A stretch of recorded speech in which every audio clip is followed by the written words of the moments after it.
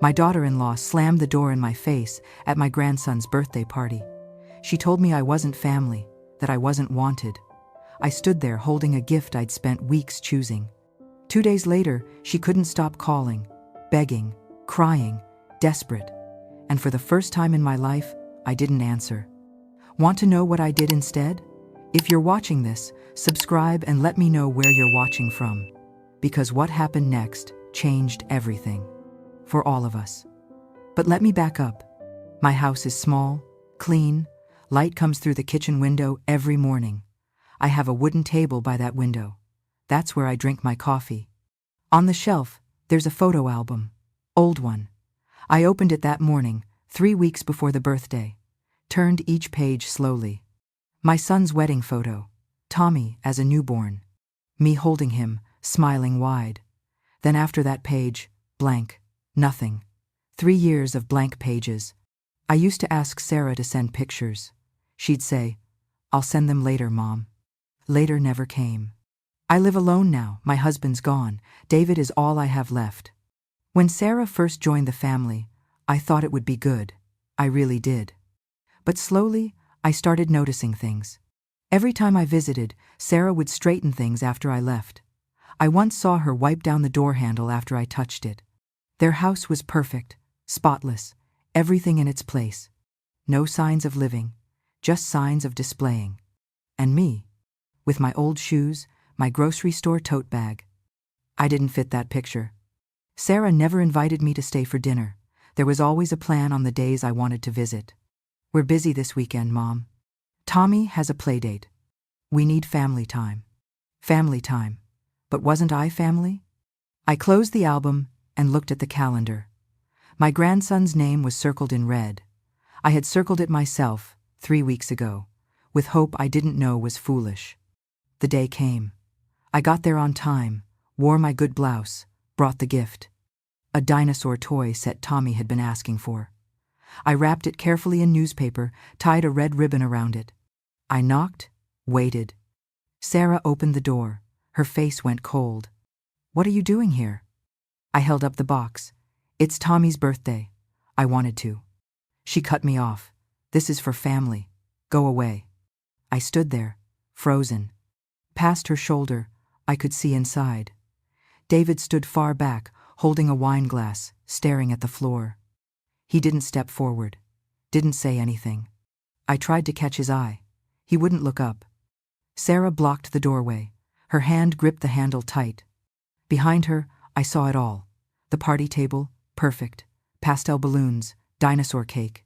Everything arranged just right. Clean, beautiful, like a magazine. And me, standing there with my newspaper-wrapped gift. I didn't belong. I tried one more time. "I'm his grandmother." Sarah's voice dropped, low but hard. "He doesn't need you here. We're fine without you." The door slammed. I stood on the porch, heard the birthday music start up inside. Tommy's voice. "Who was that, Mommy?" Sarah's voice. "Nobody, sweetheart. Just somebody who got the wrong house." I set the gift down on the step, looked at it one last time. Walked down, slow, one step, then another. Got in my car, sat down. My hands shook when I reached for the keys. I looked back through the rearview mirror. Warm yellow light from the windows, shadows moving inside. The gift still sat there, alone. Wet newspaper and faded ribbon. David never came out.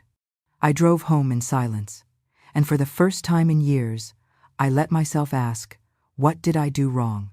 The question haunted me for days. The years rolled back in my mind. Where did I go wrong? I raised David alone after my husband got sick, worked 2 jobs to pay for his college, sat up nights by the hospital bed, skipped meals so he could have enough. He grew up, got successful, got married. At first, it was good. Sarah called me Mom, asked for recipes, invited me to dinner. Then Tommy was born. I helped, watched him when they needed, cooked, cleaned. But slowly, Sarah started pulling back. "We need our space, Mom. We have a routine now. It's easier without visitors." Tommy gets confused when too many people are around. Each excuse sounded reasonable, polite, final. David said nothing, just stood next to his wife, silent.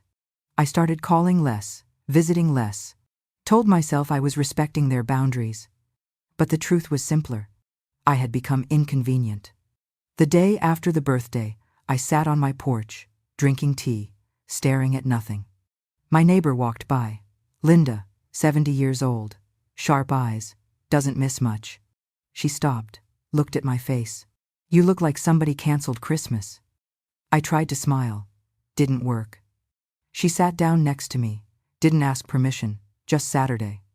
I told her about the birthday, the door, the word, nobody. She listened, didn't interrupt, didn't offer empty comfort. When I finished, she was quiet for a minute. Then she said, "You know what I see? A woman who gave everything and got used to asking for nothing. I don't want to cause trouble." Linda laughed. Not a nice laugh. "Honey, you standing on that porch yesterday. That wasn't trouble. That was dignity. And somebody took it from you." She told me about herself then. Her daughter cut her off for 2 years after Linda remarried. Said Linda was choosing a man over family. It took 2 years before we talked again. But I didn't beg. I just lived. And when she needed me, I was ready. Linda stood up, put her hand on my shoulder. "You still got fight in you. Don't waste it on guilt." She left me with this. Sometimes the best thing you can do for people who push you away is let them see what it's like without you. I sat there long after she left, staring at my empty hands. Maybe she was right. Maybe it was time to stop apologizing for existing. That night, I couldn't sleep. I sat at my kitchen table, opened my old notebook, the one where I'd written everything about my family over the years. Birthday dates, David's favorite foods, stories Tommy told me. I read each line, realized something. I'd spent my whole life caring about other people. But who cared about me? Then I stood up, walked into the kitchen, poured water into a glass. My hand shook, water spilled over the edge. And suddenly, I threw the glass into the sink. It shattered. Pieces flew everywhere. I stood there, breathing hard, eyes hot. Then I saw my hands. They were shaking. I sat down on the kitchen floor. What am I doing? This wasn't me. I wasn't an angry person. I didn't want to become someone full of bitterness. I got up, got the broom, swept up the pieces. One piece at a time, careful. Like I was gathering myself back together. When I finished cleaning, I washed my hands, looked at myself in the small mirror by the sink. My face looked tired, older, but it was still me. Better than this. A decision formed then. I wouldn't call anymore, wouldn't text, wouldn't show up uninvited. Not because I was angry, because I had self-respect. If they want me, they know where I am. I started doing things for myself. Signed up for a painting class at the community center. Called old friends I'd been neglecting. Started painting my living room, pale yellow, like sunlight. Planted flowers in the backyard, the ones my husband used to love. Each day that passed, the weight lifted. I stopped waiting for the phone to ring. Stopped asking myself what I'd done wrong. I started sleeping better. Started smiling more. Some nights, I still wanted to call David. But I put the phone down. Not yet. Not like this. I remembered throwing that glass. Remembered the shame after. I won't let them turn me into someone I'm not. I didn't know it then, but that silence, the one I chose, was about to become the loudest thing in their lives. Day 1 after the birthday, I woke up early. Decided to live for myself. Went to the store. Bought flowers. Bought paint supplies for the living room. My phone rang. Sarah's number. I looked at it, let it ring until it stopped. Felt strange, but I didn't regret it. Day 2. Morning. I was making coffee when the phone rang again. Sarah. I didn't answer. A voicemail. "Mom, I need to talk to you. Can you call me back?" Her voice was still cold. No apology in it. I deleted the message. By noon, 5 missed calls. 3 texts. "Mom, please pick up. I need you to watch Tommy this weekend. Why aren't you answering?" I turned off notifications. Afternoon came. I was painting the living room wall. Yellow, warm, like the sunlight I wanted in my life.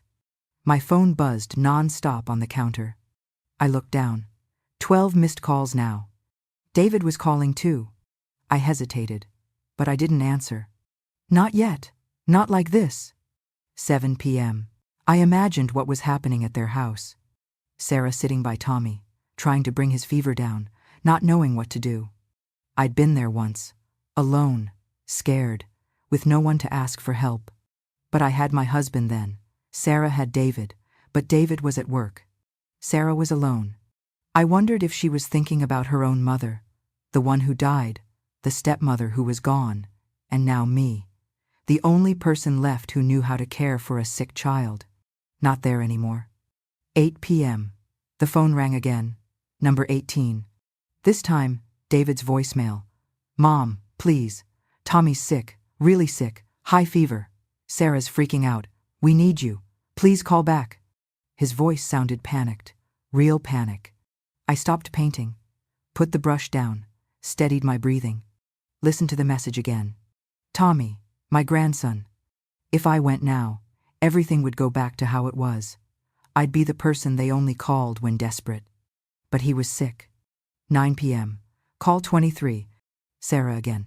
I let it ring. 10 p.m. A voicemail from Sarah. Her voice was different this time.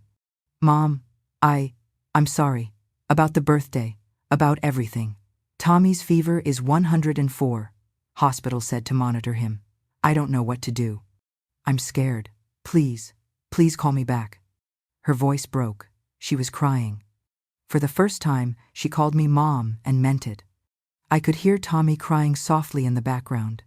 I sat down at my kitchen table, looked at my phone. 25 missed calls, all in 2 days. I imagined Sarah right now, sitting by Tommy's bed, wiping his forehead, hands shaking, not knowing if the fever would break, wanting to call her mother. But her mother was dead, wanting to call her stepmother. But she'd cut her off years ago. And now me, the only one left. Alone, just like she'd made me feel. I looked at my phone, 25 missed calls, and for the first time in my life, I had the power to decide when, and if, I'd answer. Morning of day 3, I woke up at 6. Hadn't slept all night, kept thinking about Tommy. 6:15 a.m. My phone rang again. Sarah. I looked at it. Let it ring until it stopped. Call number 26. 10 minutes later, another call. David this time. I stared at the screen, watched it ring. Call number 27. She couldn't stop, even now, even after everything. But I could hear it in the pattern. This wasn't anger anymore. This was fear. I couldn't take it anymore. 7 a.m. I called David back. He picked up on the third ring, voice exhausted. Mom? How's Tommy? Fever broke around 3 a.m. He's sleeping now. Silence on both ends. We managed. Sarah stayed up all night with him. I'm glad he's okay. Are you coming over? Do you want me to? Yes, we do. Sarah does. I took a breath. I'll come, but things have to change. What do you mean? I mean, I'm not a backup plan. I'm not someone you call only when you're desperate. If I come over today, it's because I choose to, not because I have to. I understand. Does Sarah? She will. I got in my car, made chicken soup before I left, packed fever medicine, herbal tea, drove to their house. When I pulled up, I saw it immediately. The gift box, still sitting on the front step. Still there. 2 days later, wet from rain, newspaper soaked through, red ribbon faded and limp. Heavy, like my heart had been 2 days ago. I got out, walked up the steps, bent down, picked up the box. Sarah opened the door before I could knock. She looked terrible, hair messy, face pale, eyes swollen. She saw me holding the gift, stopped. I didn't know it was still there. Tears ran down her face. I held it out to her. This is for Tommy. It's always been for Tommy. Sarah took the box, gripped it tight. I'm so sorry. Her voice broke. I didn't say anything, just walked past her into the house. Tommy's room was down the hall. I went straight there.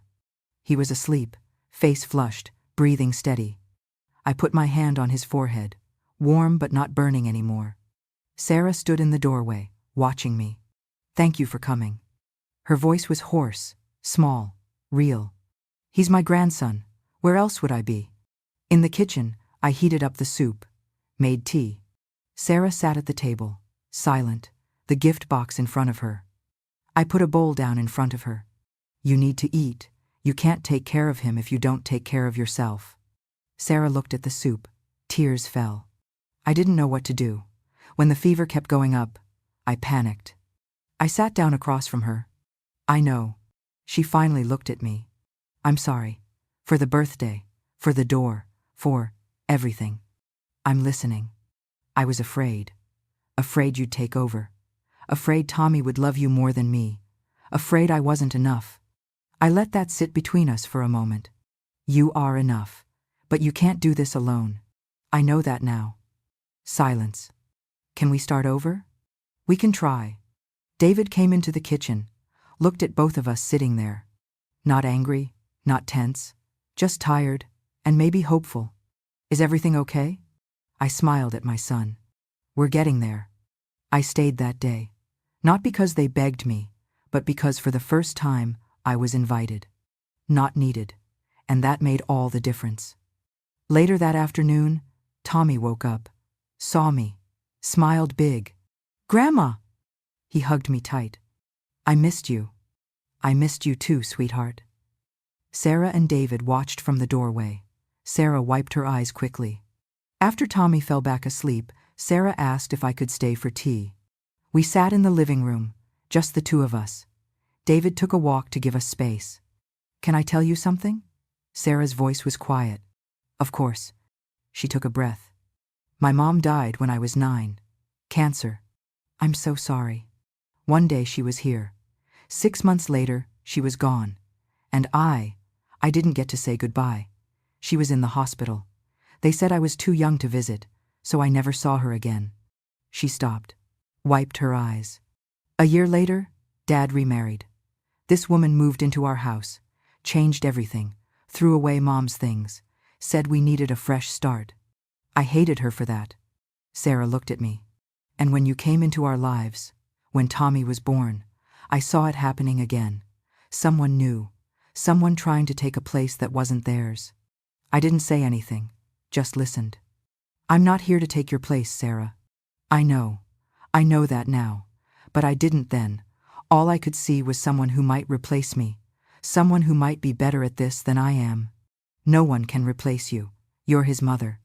But being a mother doesn't mean doing it alone." Sarah cried, not loud, just quiet tears. "My stepmother. I haven't talked to her in 15 years. I cut her off completely. And now I'm wondering if I did the same thing to you." I reached across, took her hand. "The difference is, I'm still here, and I'm not going anywhere." After she finished, we sat quiet for a while. Then I said something I'd been thinking. "Have you ever thought about reaching out to her?" Sarah pulled back. "What? No. Why would I?"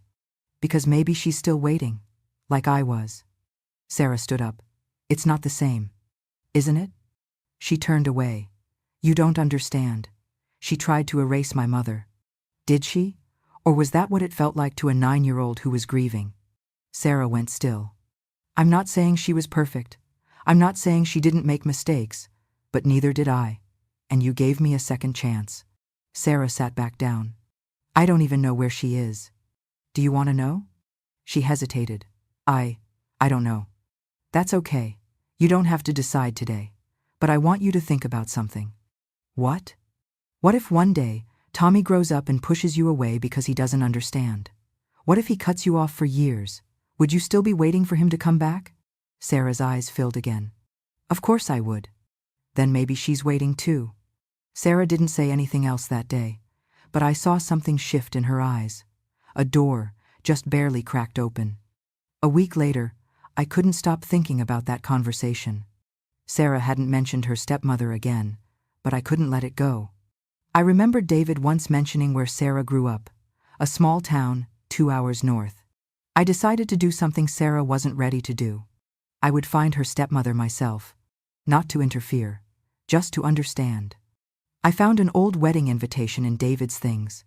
Sarah's father's name was on it, Robert Miller. I called the post office in that town, asked if they had a forwarding address for a Robert Miller. The woman said he'd passed away 3 years ago, but there was still mail being delivered to that address, to a woman named Helen Miller. Helen, Sarah's stepmother. I got in my car the next morning, drove 2 hours north. Small town, quiet streets, old houses. I found the address, a small house, old but cared for, flower garden in front. I sat in my car for 10 minutes. What was I doing? Then I got out, walked to the door, knocked. A woman answered, maybe 60. Thin, tired eyes. Can I help you? My name is Margaret. I'm Sarah's mother-in-law. She went completely still, then her eyes filled with tears. Sarah? How is she? She invited me in. The house was simple, clean, and on the wall, I saw them. Photos of Sarah, as a little girl, framed, dusted, cared for. You kept her pictures. Helen nodded. Of course I did. She's my daughter. But she cut you off. She did, and I understand why. She made tea. We sat at her small kitchen table. Helen told me her story. When Robert married me, Sarah was 9. Just lost her mother. I tried everything. But she hated me. Everything I did was wrong. Her father, he couldn't look at his first wife's things without breaking down, so he put them away. Not me, him. But Sarah blamed me. I tried to explain, but she was a child, in pain. She needed someone to blame. Helen opened a drawer, pulled out a box. I wrote to her, every year on her birthday, for 15 years. She showed me the box. Letters, all returned to sender. I opened one. Dear Sarah, I hope you're well. I think of you often. No anger, no blame, just loneliness. Why didn't you stop? I asked. She smiled, sad smile. Because that's what mothers do. We keep trying, even when it hurts. Then Helen told me something that changed everything. I have cancer, lung cancer, stage 4. My heart stopped. How long? 6 months. Maybe less. Have you told Sarah? How can I? She doesn't want to hear from me. I looked at this woman, alone, dying, still loving a girl who'd cut her out 15 years ago. What if I could help? What if I could bring her to you? Helen's eyes filled again. I don't want to force anything. If she doesn't want to see me, she wants to. She just doesn't know it yet. Helen reached across the table, took my hand. Thank you, for coming, for caring. I left with that box of letters, 20 envelopes, 15 years of trying. And I knew Sarah needed to see these, before it was too late. I looked at those letters and thought, Sarah's been running from a ghost for 20 years, and now the ghost was dying. If I told her, would she finally face it, or would it push her further away? I invited Sarah to my house for tea a few days later. David dropped her off, said he'd pick her up in an hour. We sat at my kitchen table, the one by the window, morning light coming through. I made chamomile tea, put out cookies I'd baked. Sarah seemed nervous, but she came. Thank you for having me over. Of course. We drank tea for a minute, quiet. Then I pulled out the box.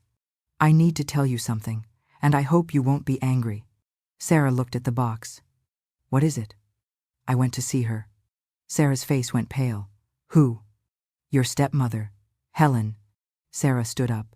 Her chair scraped back. You did what? I needed to understand why you were so afraid of me. Sarah turned away. You had no right. You're right. I didn't. But I did it anyway, because I love you, and I love my son, and I couldn't watch us fall apart without trying. Silence. What did she say? I told her. Everything. About the photos on the wall, the letters in the box, the tea at her small kitchen table. Sarah sat back down. She kept my pictures? Everyone. Framed, dusted. She looks at them every day. I pushed the box across the table. She wrote to you. Every year on your birthday. You never got them because you moved. But she tried. Sarah stared at the box. Didn't touch it. What did she want? Nothing. She just wanted you to know she was thinking of you. Sarah's fingers trembled on the box. I opened the top envelope. Read the first line out loud. Dear Sarah, I hope you're well. I think of you often. I'm sorry we couldn't find our way to each other. I hope life is treating you kindly. Love, Helen. Sarah looked away, blinking hard. She pushed the box away. I can't. Yes, you can. No, you don't understand. She tried to erase my mother. She threw everything away. I took a breath. Your father threw those things away, Sarah, not Helen. He couldn't look at them without breaking down. Helen tried to stop him. Sarah went still. That's not true. It is. Helen told me. Your father was drowning in grief. He thought putting things away would help him move on, but it just made you angrier. Sarah put her face in her hands. Why didn't anyone tell me? You were 9, and grieving, and angry. Nobody knew how to reach you. She cried. Not loud, just shaking. I waited. When she looked up, her face was wet. Why are you telling me this now? Because she's dying. Sarah stopped breathing. What? Cancer. Lung cancer. She has 6 months, maybe less. Sarah stood up, walked to the window, looked out. Why does it matter? She's a stranger to me. Is she? Or is she someone you've been running from for 20 years? Sarah turned around. What do you want from me? I don't want anything. I'm just giving you the truth. What you do with it is up to you. Silence. I stood up, walked over to her. I know what it's like to be shut out by someone you love, to wonder what you did wrong, to keep trying even when it hurts. Helen is alone. She's dying, and she still loves you, even after everything. Sarah's voice broke. I can't face her. You don't have to, but if you don't, you'll carry this forever, and maybe you'll keep pushing away people who love you because you're afraid they'll leave too, like I did to you. I put my hand on her shoulder. You're learning. That's all any of us can do. Sarah looked at the box on the table. What if I go and it's terrible? What if I'm too angry? What if? Then at least you'll know. At least you'll have tried. She wiped her eyes. Will you come with me? Of course. Anytime. When? Whenever you're ready. Sarah took a shaky breath. I need time. You have time. Just not forever. She nodded. We sat back down, finished our tea. Sarah opened one of the letters. Read it, then another. By the end of the hour, she'd read 5. She looked up at me. She never stopped trying. No, she didn't. Like you didn't stop trying with me. I smiled. Like I didn't stop trying. Sarah reached across the table, took my hand. Thank you. For not giving up on me. For finding her. For everything. That's what family does. 2 days later, Sarah called me. Her voice was steady. I want to go see her. Can we go this weekend? Yes. Will David come too? If you want him to. I do. I want Tommy to meet her. Before it's too late. A knot formed in my throat. She'd be honored. That Saturday, we drove 2 hours north, all 4 of us, Sarah in the passenger seat, David driving, Tommy in the back with me. Sarah held the box of letters in her lap, knuckles white the whole way. 2 days later, we drove to that small town together. Sarah's hands were shaking on the steering wheel, and I knew, whatever happened next would change her forever. We pulled up to Helen's house just after noon. Sarah sat in the car, staring at the front door. Tommy was asleep in his car seat. David turned off the engine. Nobody moved. I'm scared, Sarah said. I know. What if I say the wrong thing? There's no wrong thing. She looked at me. What if I can't forgive her? You don't have to. Not today. You just have to show up. Sarah took a breath, opened her door. David stayed in the car with Tommy. Sarah and I walked to the front door together. I knocked. Helen opened the door before I could knock. She saw Sarah, went completely still. Sarah, she whispered. Tears streamed down Helen's face. Sarah stood there, frozen, like she'd been at her own front door weeks ago. Then Helen started crying. You came.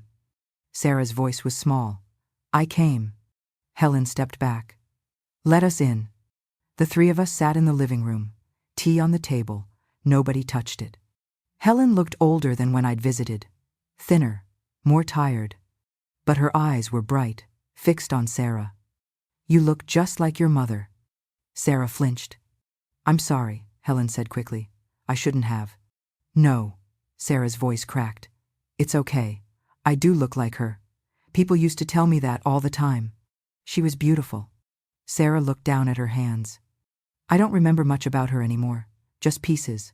The way she smelled, her laugh." "I remember," Helen said softly. Sarah looked up. "I remember everything about her.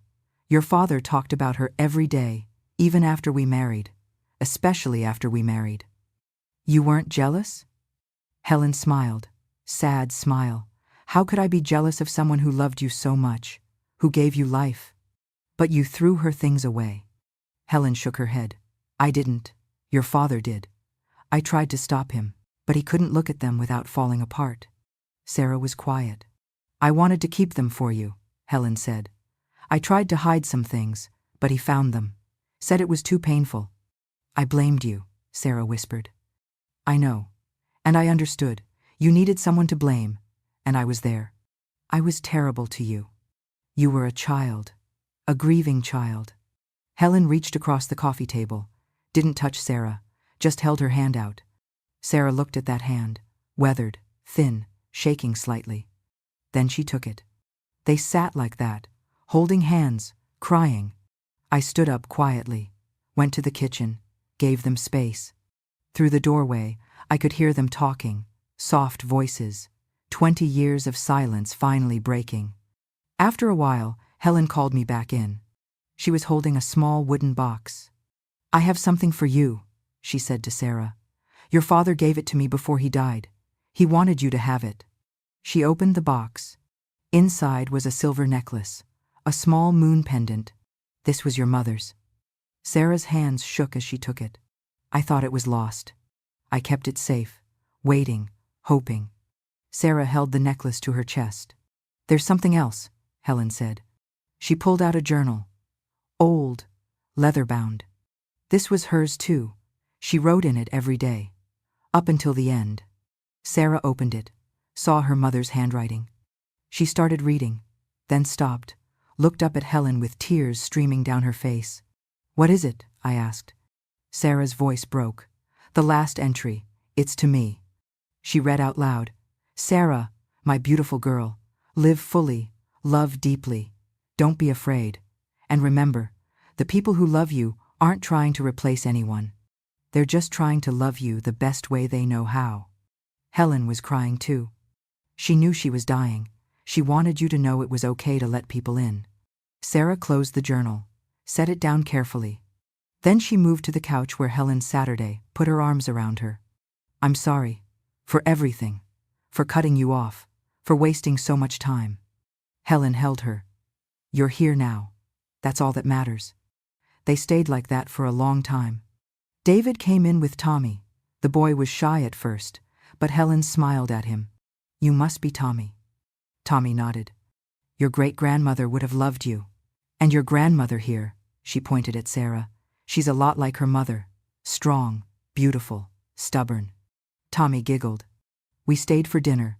Helen made sandwiches. Her hands shook, but she wouldn't let us help. "This is the first time in 15 years I've had family at my table," she said. "Let me enjoy it." That evening, when we left, Sarah hugged Helen at the door. "Can I come back next week?" Helen's eyes filled. "I'd like that very much." We drove home in the dark. Sarah wore the necklace. The journal sat in her lap. She was quiet the whole way, but it was a different kind of quiet. Not the silence of anger, the silence of peace. 3 days later, David called me early in the morning. His voice was shaking. "Mom, Helen passed away last night, in her sleep, peaceful. The hospice nurse said she was smiling." Sarah's voice in the background. "Crying, but not the desperate kind. The kind that means goodbye. We're going up there now. Can you come?" "I'm on my way." Helen died 3 days after Sarah came back to her. 3 days after 15 years of waiting. But she didn't die alone. She didn't die wondering. She died knowing she was forgiven. And sometimes, that's enough. The funeral was small, just us. a few of Helen's neighbors, people who'd known her but never knew she had a daughter. Sarah planned everything, chose the flowers, white roses, like the ones in Helen's garden. At the service, she stood at the front, held the journal, didn't open it. Her voice was steady. I didn't know Helen the way I should have. I was 9 when she came into my life, and I was angry, so angry I couldn't see past my own pain. She paused. I spent 15 years punishing her for loving my father, for trying to love me. And she spent 15 years waiting, writing letters I never read, keeping my mother's things safe, hoping I'd come back. Sarah's voice cracked. She died 3 days after I finally did. 3 days. That's all we got. But in those 3 days, she gave me everything. My mother's necklace, her journal, and the truth about what really happened. Sarah touched the necklace at her throat. Helen taught me something I should have learned a long time ago. That love isn't about replacing anyone. It's about making room. And she made room for me, even when I gave her nothing back. She looked at me then. At David, at Tommy. I don't want to waste any more time. I don't want anyone I love to die wondering if I cared. She set the journal down. Helen, I'm sorry it took me so long, but I'm grateful I made it back before it was too late. Rest well. After the service, we stood by the grave. Tommy held a white rose. Sarah helped him place it on the casket. Is she with my great-grandma now? Tommy asked. Sarah nodded. Yes. I think she is. The next week, Sarah called me. Can you come over for dinner this Saturday? We're having some people. Of course. When I arrived, there were cars I didn't recognize. Sarah's friends from the neighborhood. People I'd seen at Tommy's birthday party. The one where I wasn't welcome. My stomach tightened. But Sarah opened the door, smiled, really smiled. Come in, Mom. The living room was full, maybe 8 or 9 people. Conversation stopped when I walked in. Sarah took my hand, led me to the center of the room. Everyone, she said. Her voice shook. I want to say something.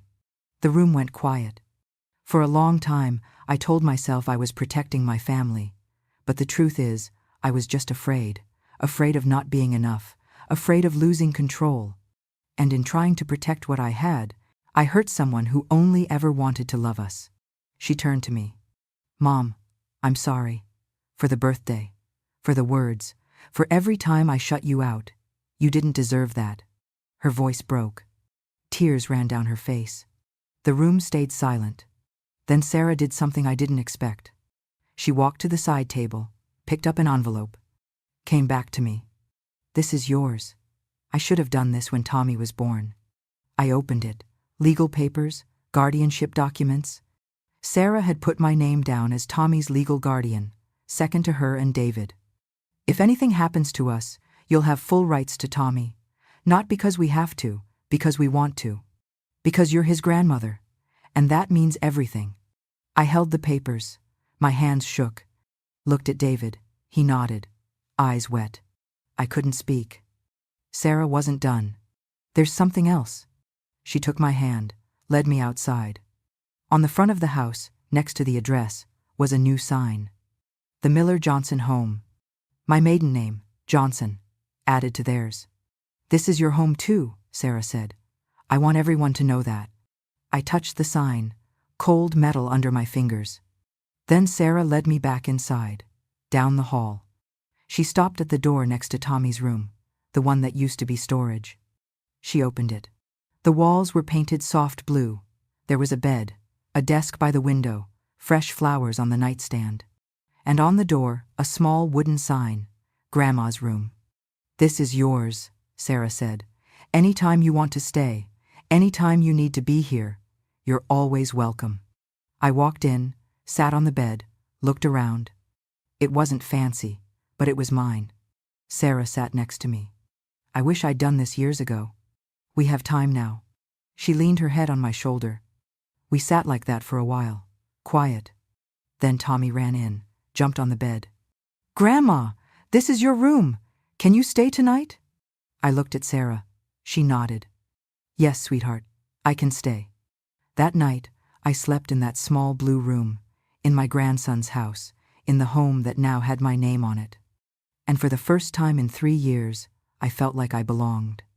The weekend after the funeral, Sarah called. "Can you come over tomorrow? We want to do something." "What is it?" "A surprise. But bring your gardening gloves." I arrived Sunday morning. Sarah, David, and Tommy were in the backyard. There was a small tree in a pot, white rose bush, not blooming yet, but healthy, strong. Tommy ran to me. "Grandma, we're planting a tree." I looked at Sarah. She was wearing the necklace. The silver moon caught the sunlight. "For Helen," she said, "and for my mom, for the women who shaped us." David had already dug the hole. Good soil, right amount of Sunday. "Tommy, you want to help?" Sarah asked. "Yes." We worked together. Sarah and I lifted the tree from the pot. Tommy held the roots steady while David filled in the soil. "Careful, Tommy. Gentle. Like this? Perfect." When the tree was planted, we stood back, looked at it. Small, fragile, but alive. "One day," Sarah said, "this tree will be taller than all of us. And Tommy, you'll remember. You'll remember the day we planted it, and why." Tommy looked up at her. "For great-grandma Helen?" "Yes. And for your great-great-grandmother too. The one you never met, the one I barely remember." "But we're remembering her now," I said. Sarah nodded. "We are." David put his arm around Sarah. Around me. We stood there, 3 generations, hands still dirty from the soil. Tommy touched the thin trunk. "Will it have flowers?" "Next spring," David said. "White roses, just like the ones at Helen's house." "I'll water it every day," Tommy said. "You don't have to every day," I said, "but often, and talk to it, plants like that." "Talk to it?" "Tell it about your day, about school, about us. It'll grow stronger." Tommy nodded seriously. "Okay, I'll tell it everything." Sarah looked at me. Her eyes were wet. "Thank you," she said quietly. "For what?" "For showing me this. How to make peace with the past. How to honor people without being buried by grief." I reached over, took her hand. "You did this yourself. I just reminded you it was possible." We stood there as the sun moved higher. Tommy ran inside to get water for the tree. David followed him. Sarah and I stayed. She touched the necklace at her throat. "I read the whole journal last night. Every entry. And? She loved me so much, even when she knew she was dying. She wasn't afraid. She just wanted me to be happy. She'd be proud of you now." Sarah looked at the tree, at the house, at the blue room window where I'd slept. "I hope so. I hope they both are." The tree was small, but it had roots now, deep in the ground, connected to everything beneath it. Like us. Finally connected. Finally home. A month after Helen's funeral, Sarah started seeing a therapist. She told me on the phone. Her voice was quiet. "I need help, real help, not just apologies and good intentions." I think that's very brave. "Will you come? To a session? With me and David?" "Of course." The following week, the 3 of us sat in a small office, comfortable chairs, soft lighting. A woman named Dr. Roberts sat across from us. She was maybe 50. Kind eyes, calm voice. "Thank you for coming," she said. "Family therapy can be difficult, but it's important work." She looked at Sarah. "Sarah, why don't you start? What brought you here?" Sarah's hands twisted together. "I hurt people I love. I pushed away my mother-in-law for 3 years. I cut off my stepmother for 15 years, and I almost lost both of them forever." Dr. Roberts nodded. "What are you most afraid of?" Sarah was quiet for a long time. Then, losing control, being abandoned, not being enough. "When did these fears start?" "When my mom died. I was 9. One day she was there, then she was in the hospital, then she was gone. Nobody asked me what I wanted. Nobody told me it was okay to be scared. A year later, my dad remarried. This woman came into our house, changed everything, and I thought, she's trying to erase my mother. She's trying to replace her." Dr. Roberts looked at me, at David. "How did these fears show up in your relationship with Margaret?" Sarah's voice cracked. "I saw her as a threat, another person who might take something from me. Tommy's love, my role as his mother, my family. So I controlled everything. made everything perfect, kept her at a distance. Dr. Roberts turned to me. Margaret, how did that feel? Like I was being erased too, like I'd become invisible. But I told myself I was respecting boundaries, that I was being understanding. The truth is, I was just accepting being treated as less than family. Dr. Roberts nodded. David, you've been quiet. David looked down at his hands. I should have said something. I saw what was happening, but I didn't want to choose between my wife and my mother, so I chose silence. Which meant you chose Sarah, Dr. Roberts said gently. By not speaking up, you were agreeing with her. David's eyes filled. I know. I'm sorry, Mom. I should have been braver. I reached over, took his hand. Dr. Roberts leaned forward. Here's what I'm hearing. Sarah, you were a child who experienced profound loss and never got to grieve properly. You developed control as a survival mechanism. Margaret, you're someone who gives and gives until you disappear. You mistake silence for peace. David, you avoid conflict even when silence causes harm. She paused. But you're all here now, doing the hard work. That matters. She looked at Sarah. Sarah, what do you need from Margaret and David? Sarah wiped her eyes. I need to know it's okay to not be perfect, that they'll still love me even when I'm messy, even when I'm scared. Dr. Roberts looked at me. Margaret? I looked at Sarah. You don't have to be perfect for me to love you. You never did. I see you, Sarah. I see how hard you try. And it's enough. You're enough. Sarah started crying. Not quiet tears, real crying. David moved to sit beside her, put his arm around her. I've got you, he said. We both do. Dr. Roberts let the moment sit. Then she said, this is what healing looks like. Not perfect, not easy, but real. We sat there together. 3 people who'd hurt each other. 3 people learning how to love better. It wasn't the end of the work. But it was a beginning. A real one. The months that followed weren't perfect. Sarah had bad days. Days when the fear came back, when she wanted to control everything again. But she caught herself faster now. Called me sometimes. Mom, I'm spiraling. Can you just talk to me? And I did. We went back to Dr. Roberts every other week. Sometimes it was hard. Sometimes Sarah cried. Sometimes David got defensive. Sometimes I had to admit things I'd been hiding even from myself. But we kept going. Tommy started 1st grade. On the first day, Sarah called me. Can you come? For pickup? I want you there. I drove to the school, waited with the other grandparents and parents. When Tommy came out, he ran to Sarah first, then to me. Grandma, I learned about the solar system. Tell me everything. We walked to the car together. Sarah's hand found mine. Thank you for being here, she said. Where else would I be? The white rose tree grew taller, still no blooms, but stronger, thicker trunk, deep green leaves. Tommy watered it every few days, told it about school, about his friends, about the book he was reading. I watched him one afternoon from the kitchen window. Sarah stood beside me. He talks to it like you said, like it's listening. Maybe it is. She smiled. Maybe. I started staying over more, not every week, but often enough that my things had a permanent place in the blue room. Slippers by the bed, books on the nightstand, photos on the dresser. One Saturday, Sarah asked if I wanted to help her clean out the garage. We found boxes from when David was little. Baby clothes, report cards, drawings. Sarah held up a crayon picture. Stick figures. Me, David, and my husband. You saved everything, she said. I wanted to remember. She looked at me. I'm doing that now, with Tommy, taking pictures, writing things down. I don't want blank pages anymore. Good. We worked in comfortable silence, sorting, laughing at old things, remembering. At dinner that night, David asked, "What's everyone grateful for today?" Tommy said, "My teacher didn't give us homework." David said, "That Tommy's teacher didn't give homework." Sarah said, "Being able to call my mom when I need her." She looked at me when she said it. I said, "Being called." Simple moments like that became normal.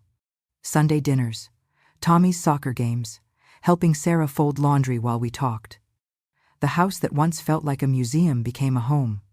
Not perfect, Toys on the floor, dishes in the sink, shoes by the door. Signs of living. I came over one afternoon, let myself in with my key, called out. Nobody answered. I found them in the backyard. Sarah and Tommy sitting by the tree, just sitting, quiet. I almost turned to leave, give them privacy. But Tommy saw me. Grandma, come sit. I walked over, sat down in the grass with them. What are you doing? Just being here, Sarah said, with the tree, thinking about the people who came before us. She touched the necklace at her throat, the one she wore every day now. I think they'd be happy, seeing us like this. I think so too. We sat there as the afternoon light turned gold. 3 generations, by a tree that would outlive us all. And for the first time in a very long time, there was nowhere else I wanted to be. 2 years later, my birthday fell on a Saturday. I didn't expect anything special. Birthdays at my age were just another day. But there was a knock at my door that morning. Tommy stood there. He was 7 now. Taller, missing a front tooth. Grandma, you have to come over. We have a surprise. I got my coat, drove to their house. Inside, there were balloons, not many, just a few. And a small cake on the kitchen table. Sarah came out from the backyard, smiled when she saw me. Happy birthday, Mom. You didn't have to do this. Yes, we did. David was there. Linda, from next door. A couple of Sarah's friends I'd gotten to know over the past 2 years. Small gathering. Comfortable. We had cake. Tommy told me about his 2nd grade teacher. About the book he was reading. About how the rose tree in the backyard finally had flowers. White roses. Just like we'd hoped. After everyone else left, Sarah asked me to stay. There's something I want to give you. She handed me a package, wrapped carefully. Tommy had drawn on the paper, flowers and stick figures. I opened it. A photo album. New one. Leather-bound. Beautiful. I opened the first page. There was a photo of me and Tommy in the kitchen. Flour on our hands, laughing. I remembered that day. We'd made cookies together, burned the first batch.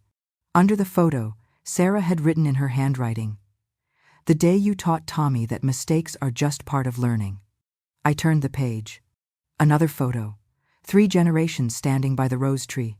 It was small then, just planted. The caption, "The day we planted roots together." More pages, more photos. Me sleeping in a chair while Tommy napped against my shoulder. Tommy's first soccer game. Me in the stands, cheering. The 4 of us at dinner. Just a regular Tuesday night. My blue room, my slippers by the bed, my books on the table. Each photo had a note from Sarah. The day Tommy asked if you could read him bedtime stories. The afternoon we talked about Mom while doing dishes. The morning you showed up just because you wanted to see us. I got to the last page. A photo of me alone, sitting on their porch, sunlight coming through the trees. I looked peaceful. And beneath it, Sarah had written, "To Mom, you taught me that family isn't perfect, it's persistent. Thank you for not giving up on us. Love, Sarah, David, and Tommy." She looked at the box, held it to her chest. Sarah sat down next to me. "The old album sits at your house, the one with 3 years of blank pages. I didn't want that anymore. I wanted you to see what you gave us, what you give us every day." I couldn't speak. Tommy climbed up on the couch, squeezed between us. "Do you like it, Grandma?" "I love it, sweetheart." "Are there pictures of me?" "So many pictures of you." Sarah put her arm around me, around Tommy. We sat there, looking at the album together, page by page. Every photo a moment I'd been there for, a moment I'd been wanted, a moment I belonged. Not because I was useful, not because they needed me, but because I was family. And family shows up, even when it's hard, especially when it's hard. I thought about that old album at my house, the blank pages. This one was full. And so was I. A few weeks after my birthday, something arrived in the mail. A letter, handwritten address, no return name, just a city I recognized. I opened it at my kitchen table, the one by the window where light comes through every morning. Inside was a letter and a photograph. The photo was old, the colors faded, but I knew the faces. My husband and David. David was maybe 6 or 7 in the picture. They were at a park, both smiling. My husband had his arm around our son. I hadn't seen this photo before. The letter was short. Dear Margaret, I was going through old boxes and found this. Thought you might want it. Your husband was my best friend. We lost touch after he got sick, and I've regretted that ever since. I heard through mutual friends that David got married, had a son. I hope you're doing well. Your husband talked about you all the time, about how hard you worked, how much you sacrificed, how you held everything together when he couldn't. He'd be so proud of the woman you are, and the grandmother you became. Take care, Robert Chen. I read the letter twice. Then I looked at the photo again. Really looked. My husband's face, younger than my memories of him, healthy, before the sickness took him. And David, so small, looking up at his father like he was the whole world. Those years came back, the hard ones, working 2 jobs, hospital visits, the nights without sleep.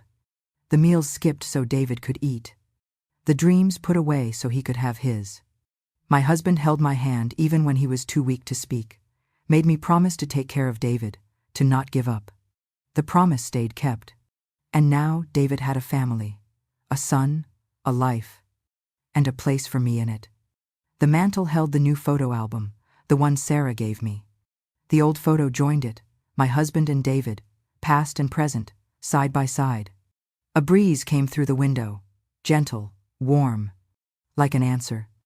I whispered, I hope I made you proud. The breeze moved the curtains. I chose to believe that meant yes. That evening, I did something I'd never done before. I set 3 candles on my dining table, small white ones, simple. The house was quiet, just me and the fading light through the window. I lit the first candle. For the past, for my husband, for the hard years, for the losses, for the doors that slammed, for the birthday I stood on the porch alone. For everything that hurt but made me who I am. The flame caught, flickered, steadied itself. I lit the second candle. For the present, for Sarah, for David, for Tommy, for Linda next door, for the blue room with my name on the door, for Sunday dinners, for the tree that finally bloomed, for being wanted, not just needed. The flame grew brighter, warmer. I lit the third candle. For the future, for Tommy growing up, for the lessons he'll carry, for the people who'll come after us, for the tree that will stand long after I'm gone. 3 flames, dancing in the quiet, casting soft shadows on the walls. I sat down, watched them. The past didn't burn out, the present didn't fade, the future didn't flicker and die. They all stayed lit, together. The wax melted slowly. The room smelled like warm wax and peace. Everything that brought me here lived in those flames. The rejection, the silence, the 25 missed calls, the choice to stay kind when I wanted to disappear. The decision to show up even when I wasn't invited. Not because everything was perfect, but because everything was enough. The candles burned steady. I sat there until they'd burned halfway down. Then I blew them out, one by one, smoke curling up toward the ceiling. But the light didn't leave. It stayed in me. And I knew, neither would I. Not from their lives, not anymore. I was staying, as long as they'd have me. And maybe even after that, in the tree, in the stories, in the love that persists. One Sunday afternoon, Tommy and I sat on the porch at their house. He was doing homework, I was reading, comfortable silence. He looked up. Grandma, what's the most important thing you learned? I thought about it, really thought. That love isn't loud, it's patient. He scrunched his nose. What does that mean? It means sometimes the people we love hurt us, but if we stay kind, if we keep showing up, love finds a way back. Tommy pulled out a small notebook, started writing. What are you doing?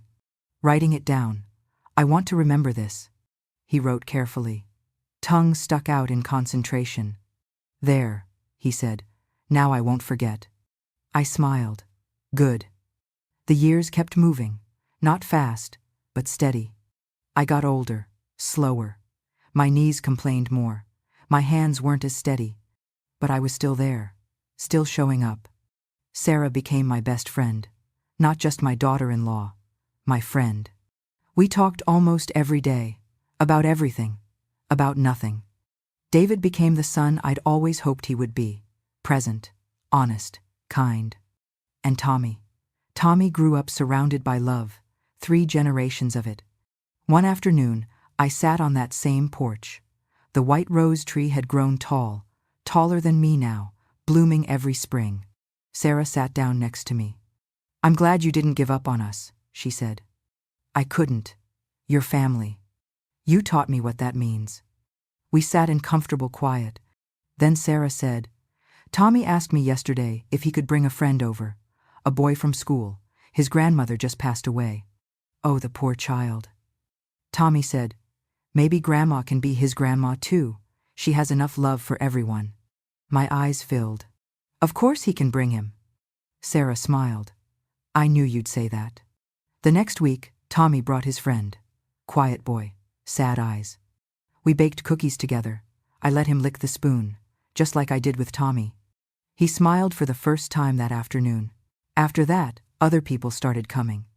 Mothers from the neighborhood, women I'd seen at the grocery store, at Tommy's school. They'd knock on my door, ask if I had a minute. I always did.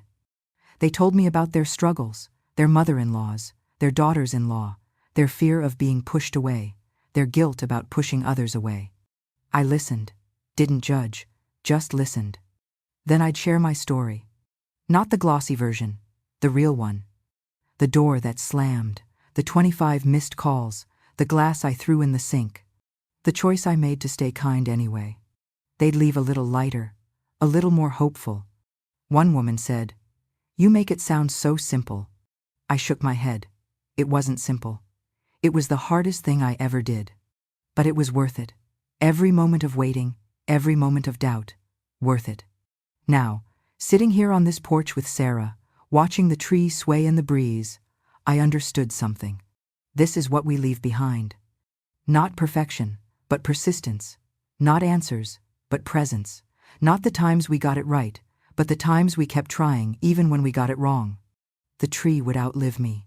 Tommy would grow up, have his own family one day, and maybe he'd remember the grandmother who showed up, who waited, who loved without demanding love back. Maybe he'd teach his children the same thing.